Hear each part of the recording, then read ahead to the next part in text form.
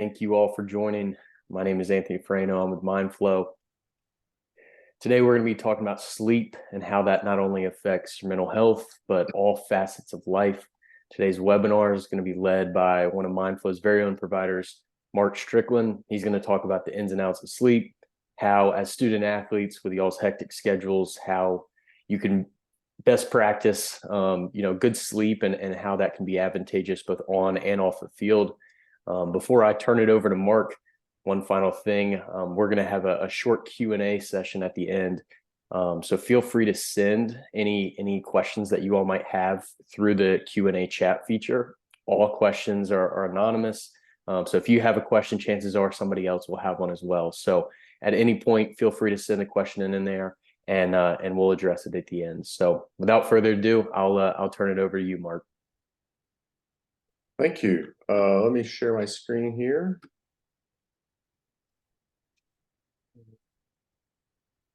All right.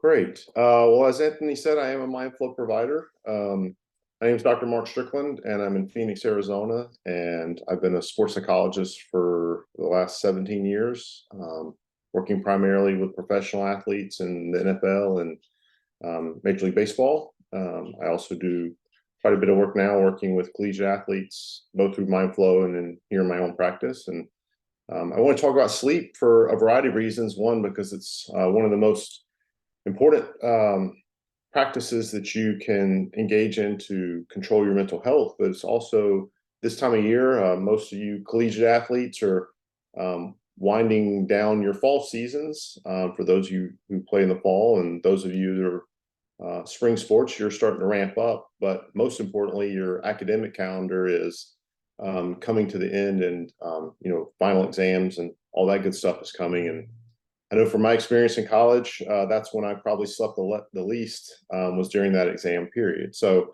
maybe some of the tips and tricks here will help you navigate that these next few weeks in a more healthy way. So let's talk about sleep and your mental health. So why do we sleep? There's still some debate in the research community, but we know a few things about why we sleep. And one of those reasons is to remove toxins that build up in your brain every day, just like your body builds up lactic acid when you work out. Your brain builds up toxins too, and those neurotransmitters and those neurological components of your brain. And so sleep is one way that the brain kind of like flushes those toxins out. We also know that during sleep is when you convert short-term memory to long-term memory.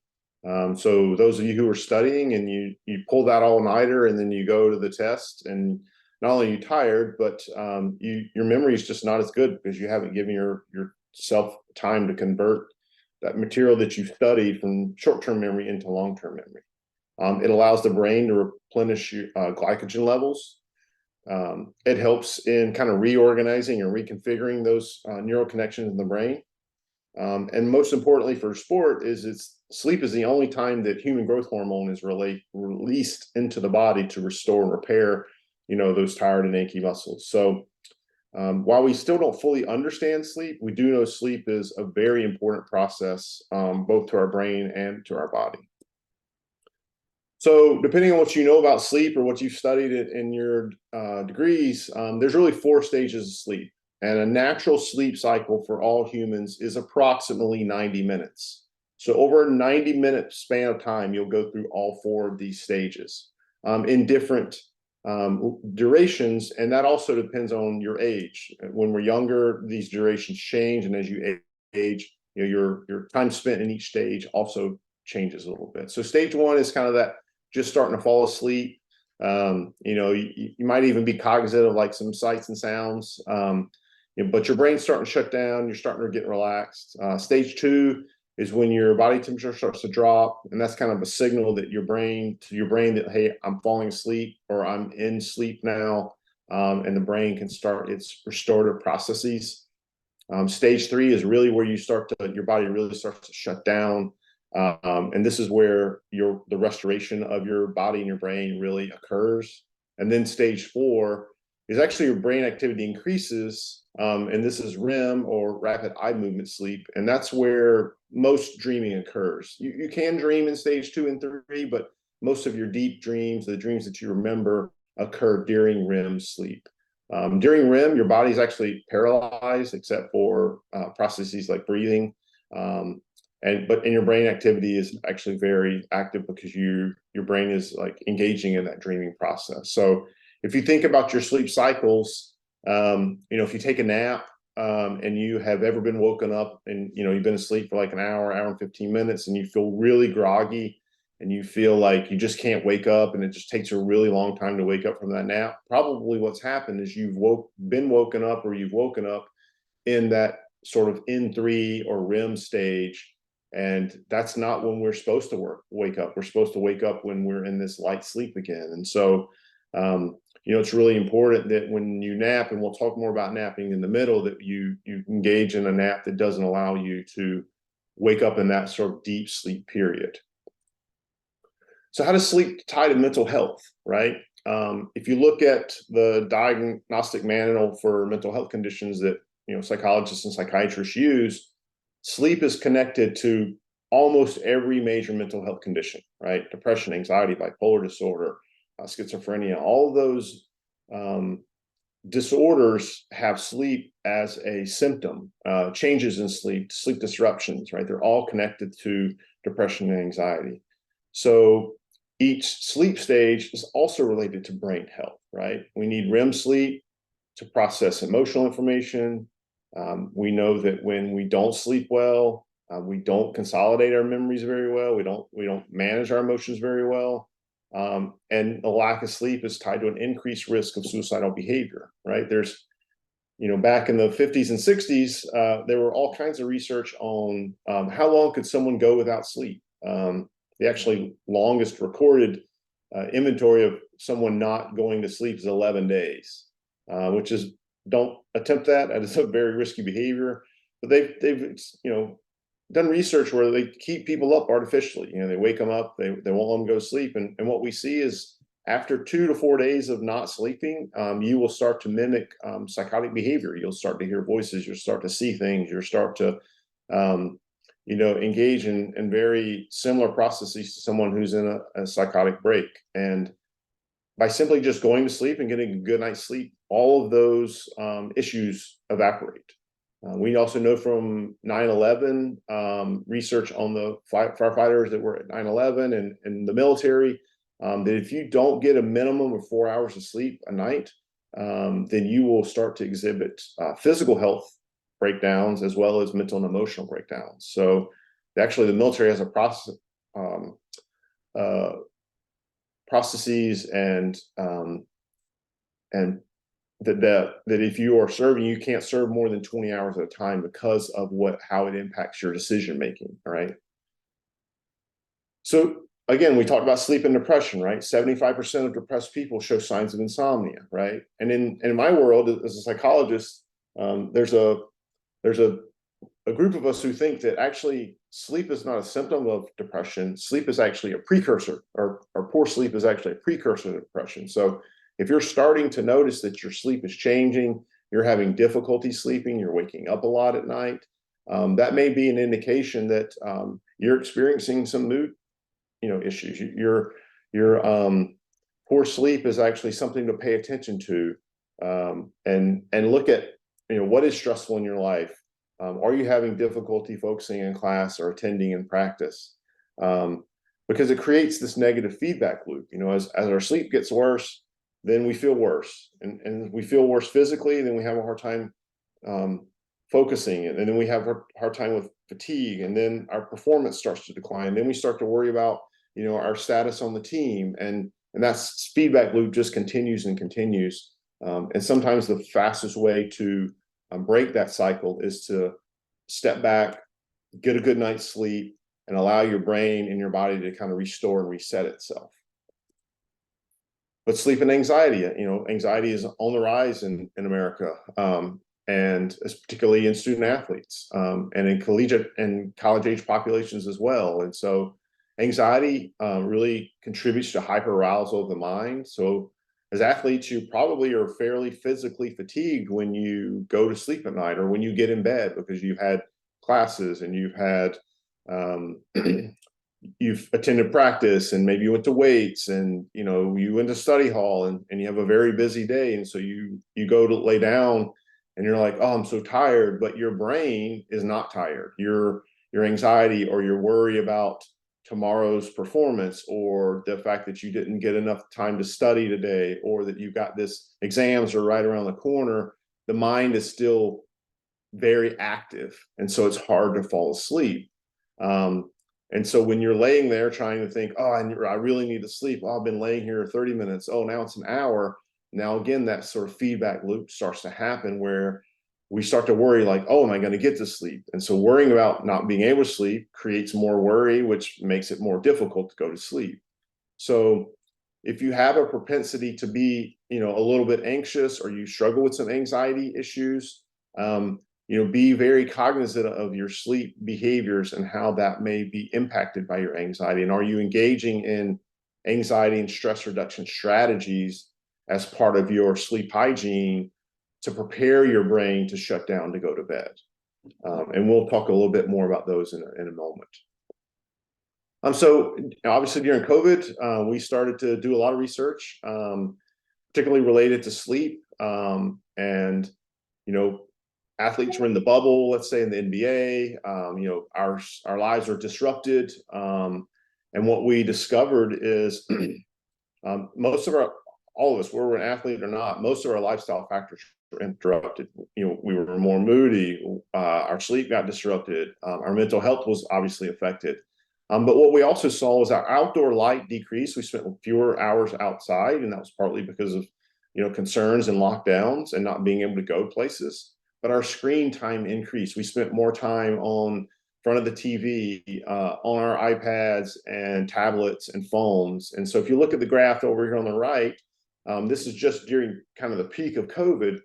You'll see that athletes, and this sample here was only taken with athletes, that social life, work studies, physical activity, productive mood, etc.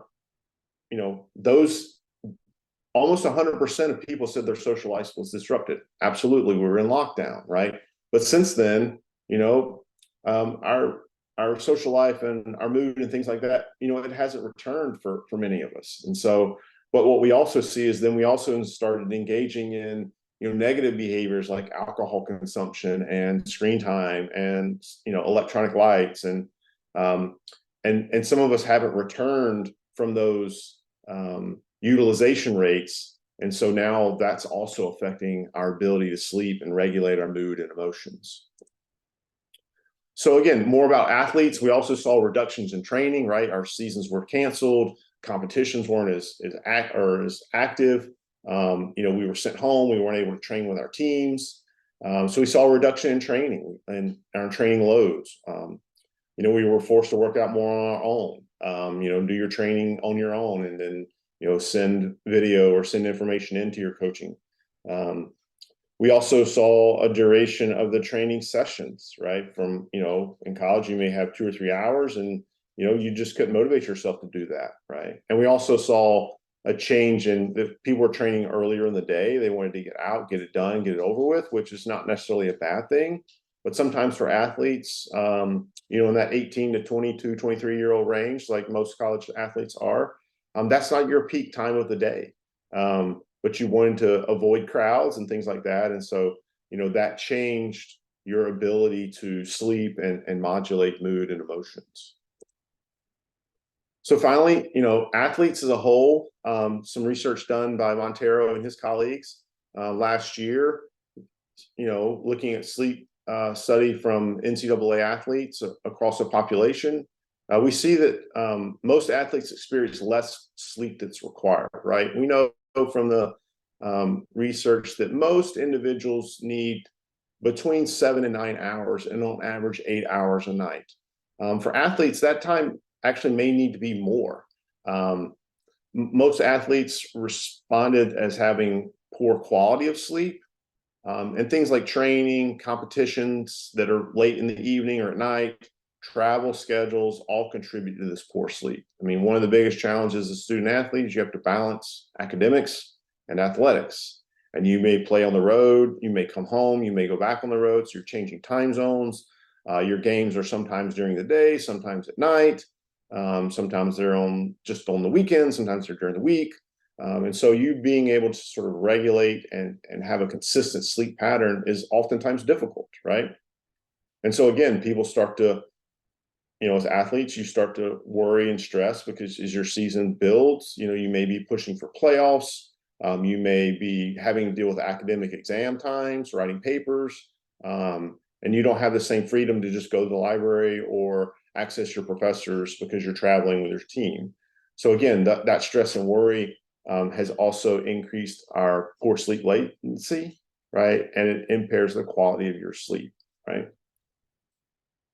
So again, from a Division I study using 190 athletes, a colleague of mine, Michael Grander, who does a lot of research on sleep in athletes at the University of Arizona, his research has shown same thing: shorter sleep duration, higher levels of stress, more mental health days that the athletes are engaging in, poor sleep quality. A lot of athletes suffering from insomnia, which is an actual sleep disorder, and we'll talk about sleep disorders in a minute. But also, when we sleep poorly, then we generate less social support from our family and others because we're frustrated, we're angry, we're moody, and people don't want to be around us, right? And so just by the fact that we're sleeping less and our mental health is being affected, then we engage in fewer behaviors to seek that social support. And then, again, we experience a lot of fatigue, and most people think, oh, I'm just training hard, or, that was a tough workout, but when you don't sleep and your body doesn't secrete that human growth hormone that you need to restore, you're not allowing your brain to sort of reset and reconfigure itself. That fatigue that you're experiencing may not just be from the physical activity, it may be from the lack of recovery that you're engaging in. And so you need to really kind of be paying attention to, if my workload is really high, like we're in preseason and coach is, kind of doing like tough weeks, like I need to make sure that I'm getting enough sleep to combat that, along with hydration and nutrition, the other areas of recovery that everyone focuses on. So what are best practices? The NCAA has all kinds of materials and manuals for what are mental health best practices. You can look those up on the NCAA website. But basically 8 to 10 hours are optimal.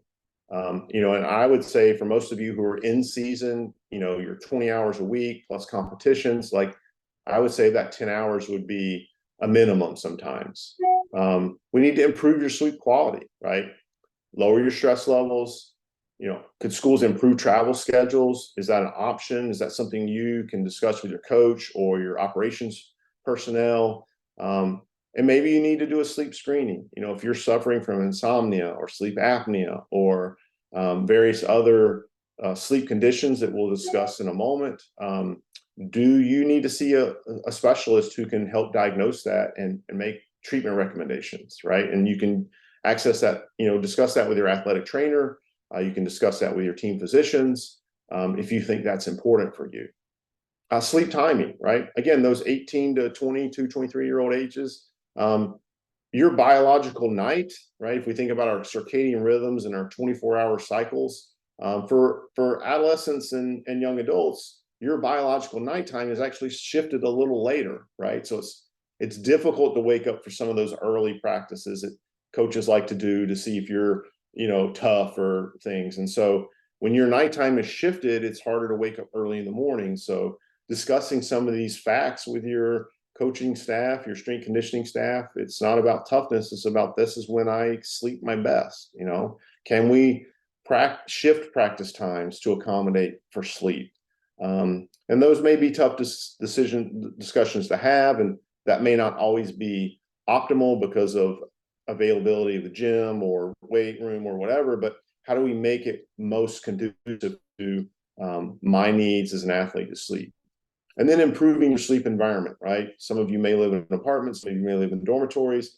So some of this may be difficult to control, but making sure the room is cool, it's dark, you're sleeping in a comfortable bed, and making your bed really just about sleep, right? Your bed should not be a place where you study, where you're on your phones watching TV, because the association of the bed being just for sleep prepares your brain to wind down. But if you do other things while lying in bed, then your body is associating that spot, that bed, with engaging in activities that are stimulating. And that's the last thing we want to do when we're trying to fall asleep. So again, what are some good sleep practices? There's a research study done a couple of years ago that looked at NCAA men's basketball participants. And really the only thing the study did was they asked the participants to sleep an extra hour a night, right? And they compared those participants who were actually able to do that to the ones who were not.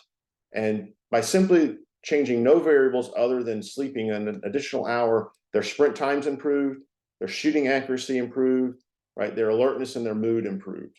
So just by doing nothing else but getting 1 more hours of sleep, their ability to perform at a higher level got better, right? You can improve your sleep hygiene, which is what we just talked about, that environment, how you kind of wind yourself down to go to sleep. And that's things like turning off the screen, getting off your phone, TV, computer, at least half an hour, maybe even an hour before you go to bed. Screens and phones and tablets, they emit a blue light. Blue light is the same frequency of light that is emitted by the sun. So if you think about your body's natural circadian rhythm, before we had artificial light, you woke up when the sun came up because it woke your body up. And when it got dark, you went to sleep. And so our bodies still, organically operate in that fashion. But when we are looking at screens, when we're under bright lights, nighttime games and things like that, it's actually tricking your body to think the sun is still up. So that's why sometimes it's difficult to go to sleep. Having better sleep habits like consistent wake times and bedtimes. But again, that's a challenge when your game schedules may be different. It's also a challenge when you are changing time zones.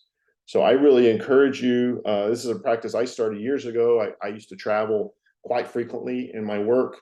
It would be in a different time zone almost every 3 or 4 days. And so I just try to stay on a consistent wake time from my home time. So I live in Arizona, and that's right now we're on mountain time. So if I like to wake up at 6 a.m. here in Arizona, if I was on the East Coast right now, I'll be waking up at 8 a.m. Right. So when I returned home, I was still on my natural wake and sleep cycle. It wasn't always possible because sometimes I had to be at an event or a meeting early, but that would be a way for you to kind of maintain a regular sleep-wake cycle. And again, talked about this already, but avoiding screens in bed. And then encourage napping. If you're having difficulty sleeping at night or you're not getting that full 8 hours, a nap in the daytime is perfectly appropriate, but I would encourage you to limit naps to 30 minutes or less, right? Again, from the research, we know that if you take a 60-minute nap or 30-minute nap, it doesn't really matter. The amount of recovery is about the same. But if you get towards that 60-minute window, then you're kind of getting into that deep rest or that deep sleep phase, and it's difficult to wake up. And if you're not a napper, like I'm not a napper, I have difficulty taking naps. There is a phenomenon called non-sleep deep rest, where you just lay down, close your eyes, right? Cool, dark environment, right? Turn the phone off, don't, no electronics or anything like that, and just rest there for 15 to 20 minutes.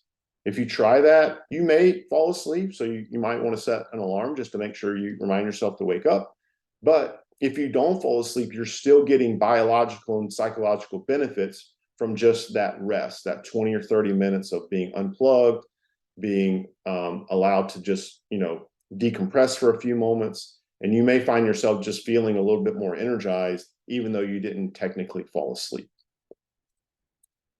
So what are some sleep concerns, right? What are some sleep disorders, right? Insomnia, right? Which is basically, the inability to either fall asleep or maintain sleep. And insomnia, it's a common condition.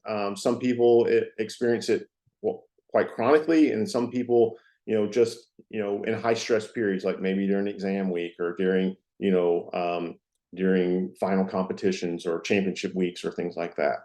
But it is something, if you struggle with chronically, or you have difficulty falling asleep or maintaining your sleep through the night, it may be something you need to discuss with your team physicians or your athletic trainer, because there may be things that are happening to you physiologically. I had an athlete who was hypoglycemic, and his blood sugar would drop during the night.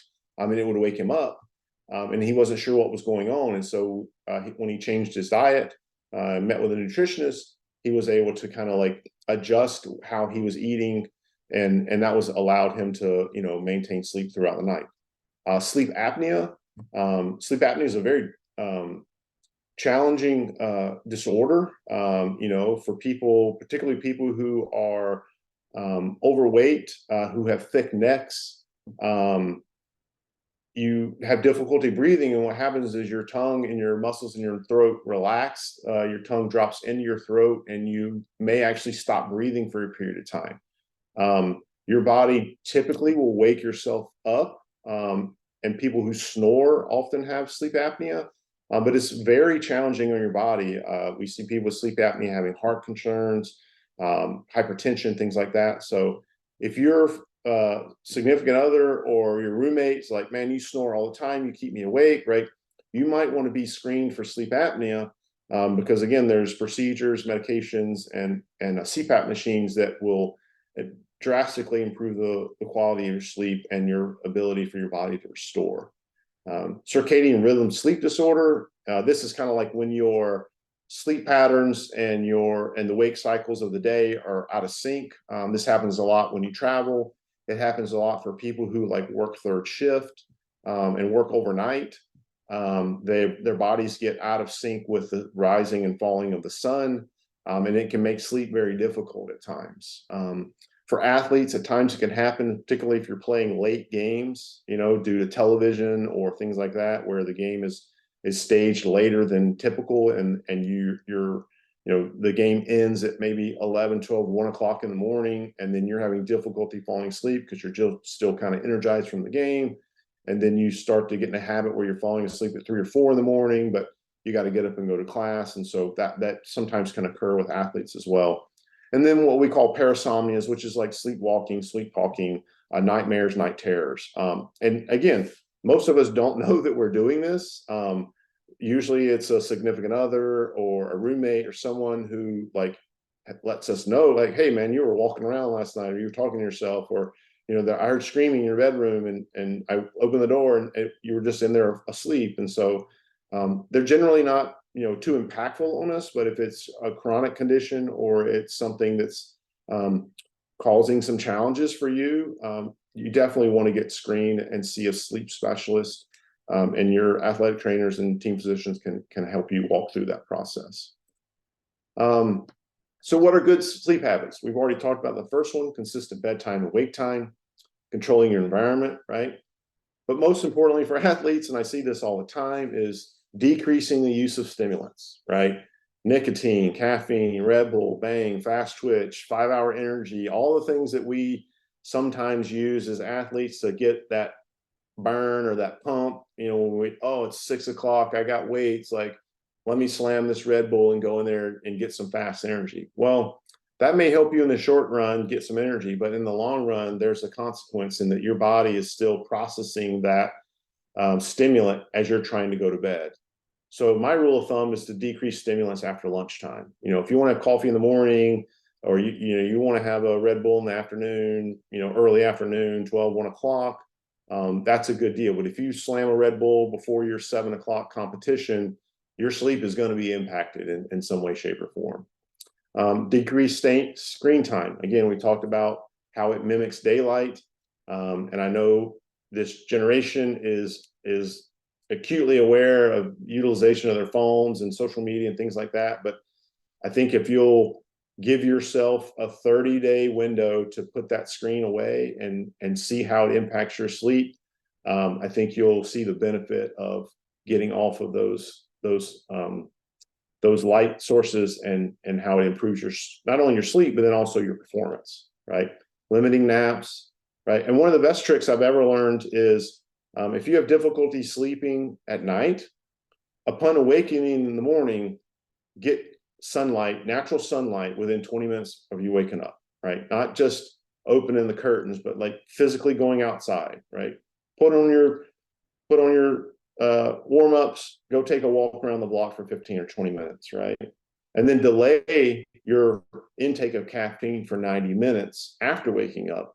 And that'll help your body wake up more naturally instead of just relying on that stimulant. And so once you take that stimulant in, you'll actually get more benefit from it. So upon awaking, get 20 minutes of light, natural light, sunlight. And if it's a cloudy day, some of you may live in climates where it's colder and cloudier, right? Then try to get some additional time, because you're still getting that light from the sun, but it's filtered through the clouds. So maybe if you can increase that to even 30 minutes, if it's a cloudy day, you'll see a lot of benefit with your ability to go to sleep the next day. So what are some sleep treatments, right? Most everybody's probably heard of medications, but there's some debate about how successful those medications are. The first line of defense for almost all insomnia is cognitive behavioral therapy for insomnia. And there's a very specific 6 to 8 week treatment. And people who do this type of work are specialized and trained in CBT for insomnia. There's practitioners all over the country. So if you really struggle with insomnia, you may want to engage in some of these 6 to 8 week treatment programs. It's not a residential program. You would do it on your own at home or with a provider. You may reach out to the counseling center at your school, or if your school has a sports psychologist, and see if they know someone in the community who may do this type of work. Relaxation techniques, breathing exercises, progressive muscle relaxation. There's all kinds of breathing exercises to help your body calm down, but also to help your brain unwind. Light therapies, again, for people who live in dark places, people who don't get much sunlight. There's seasonal affective disorder, which again is due to the fact that there's just not as much natural light in the area. So there are light therapies, light boards that you can use and to reset that circadian rhythm. And then obviously there are medications like Ambien and other sleep aids, but be very careful with those. Most people think, oh, if I take an Ambien, I'll sleep for 8 hours, I'll wake up and bam, I'm refreshed. Well, like any medication, it just doesn't turn on when you take it and turn off at exactly 8 hours. There's still some lingering effects. So there may be some issues with, even waking up difficulty. There's some people who report wandering at night or sleep eating or things like that with some of these medications. So some of the side effects are detrimental. And they're not indicated to be used long term. I mean, to take an Ambien every night for the rest of your life is not how the medication was designed. So it does have benefit, but you need to be careful, and you need to talk to your team, medical professionals, if you're gonna seek that kind of remedy, and make sure that you're doing it under medical care. So the take-home message, number one, quality sleep is essential for good mental health. If you struggle with depression, if you've struggled with anxiety at times, right, really pay attention to your sleep. When you're starting to exhibit stress or anxiety, like, were you not sleeping well and that's kind of contributing to it? Or has there been a disruption in your sleep and that's why the anxiety's kind of, creeped up? And really monitor yourself that way. Sleep is the single cheapest, most functional way to improve the quality of your life, decrease your injury risk, improve your academic and athletic performance, right? We go back to that basketball study where people just sleep an extra hour and their sprint times and field goal percentages went up significantly, right? You want to improve your relationships. You want to have a better mood, a healthier brain. Sleep. It doesn't cost you anything. It's something we all do and need naturally, but let's also, engage in quality sleep and engage in practices that allow us to have quality sleep. So a couple of resources for you. There's a CBTI coach. It's an app that was developed by the Veterans Affairs through the Veterans Administration. There's a mobile app that's available. So just check your app stores, whether Android or iPhone. And I think it's a free download. Finding a CBI trained therapist, if you just go on the web, I've done that myself. If you ask your team medical professionals, like for a referral, finding someone who's got specialized training in that might be a benefit. There's two really good podcasts that I recommend. to a lot of athletes. Andrew Huberman is a neurologist at Stanford, and he has a podcast. Some of you may be familiar with this podcast, but his podcast number 2 about mastering your sleep, and then podcast number 84, tools for optimizing your sleep, are both on YouTube. And he has a variety of other podcasts related to hormones and both for men and women, and some other interesting concepts that are really valuable for athletes. And so if you are someone who likes podcasts and likes to listen and learn, I would really recommend you look at his podcast because he's a very science-based individual, and it's also, he has some great guests on there. Then obviously breathing apps. We talked about breathing exercises. There's a myriad of breathing apps on the app stores for your cell phone. It's just about picking one that you like. And you know, they're all very similar in nature, but the colors and screens and things may be different. Again, all I recommend is not using the app as you're in bed, right? Use it maybe in a chair or in another room as you start to get sleepy, then transition to bed without the phone so that you're not kind of invigorating your mind.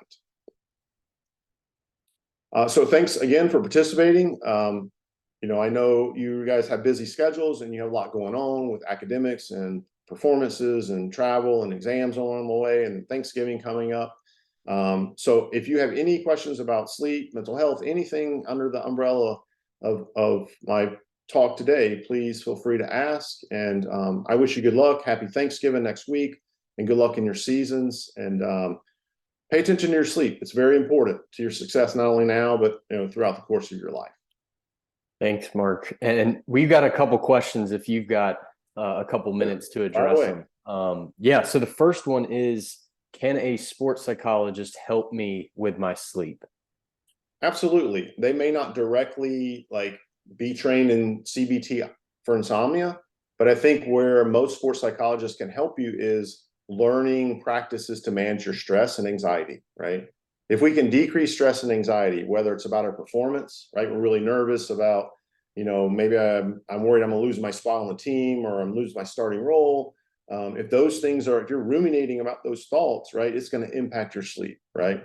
So helping you learn strategies, breathing techniques, those things, that's what sports psychology is really about, to help you optimize your performance. And sometimes optimizing your performance on the court or on the field, it helps you relax and sleep better. So I would absolutely recommend that you see someone if you're having difficulty sleeping, as at least a start to try to figure out what's going on. And then that person may be able to connect you to a sleep specialist if you need it, or help you identify what's the origin of your anxiety or stress or depression and help you receive treatment for that, which in turn helps you sleep better. That's great. Got one more for you. When it comes to naps, is there a best time of day to try to set aside 20, 30 minutes to take a nap? For me, I say after practice or competition. Again, really just for restoration purposes. Now, if your competition is obviously late in the day, you know, 3, 4, 5 in the afternoon, and you typically go to bed at 9, 10 o'clock at night, that's probably not the best time. But let's say you have a morning practice or you have a morning lift, you know, at 6 a.m. And so, but you don't have class till 9 or 10 o'clock in the morning. So, you know, obviously you want to eat, right? That's good practice to eat after a workout, hydrate, but then go and lay down for 15, 20, 30 minutes. And even if you don't sleep, you kind of get that restoration process started from that non-sleep rest, and you'll feel invigorated, but you'll also kind of give yourself a chance to clear your mind and now shift into, okay, what's next for me the rest of my day? Classwork, homework, you know, hanging out with friends, whatever it may be. So that's kind of like a natural, almost like I'll say meditation or mindfulness break that allows your body to kind of reset and then move forward with the next thing. Be wary of taking naps, you know, late in the day. And one more thing about naps, you know, there are what we call restore or restoration naps, which may be longer. Let's say you have had a poor week of sleep because of studying or exams or things like that, and you're tired on the weekend. A restoration nap is typically a nap that would last longer than an hour and a half. So, and you can catch up for some missed sleep. But I would say if you need to do that, try to set aside at least 2 hours for that nap, so that you get all the way through a full sleep cycle and you're completely out of it, and you're not waking up again in the middle of that kind of like deep sleep. So if you feel like you've had a poor week's sleep, you're really tired on the weekends, that restoration nap is not a bad thing to help you kind of catch up. But again, try to plan for at least 2 to 2.5 hours for that nap to allow you to kind of complete that full sleep cycle. That's great. Appreciate that response. And I think all student athletes can attest to having those weeks, especially with exams coming up, where you're not going to really have an option to get great sleep. But I think utilizing those restoration naps, like you just said, Mark, could be extremely beneficial. Remember, not sleeping won't allow you to consolidate that information that you have been studying, right? So at a minimum, even if you're like, I need to study more, but the exam's in the morning, like trying to get a minimum of 4 hours to allow what information you have absorbed to transfer to long-term memory so you can hold it for the exam. I really encourage you to, those all-nighters are actually detrimental to your academic performance. So yeah, absolutely. Great point. Well, that's kind of all we have from a question standpoint. Mark, thank you again for all of this information. This is incredibly helpful. I know it's going to help a lot of people in terms of just helping them, especially this exam season as competitions ramp up with championships and whatnot. And then for those spring and winter athletes taking those into their seasons. So as you all kind of leave the webinar, there's a quick survey question that we just want to hear from you guys about what other topics you want us to talk about. This is going to be a monthly occurrence.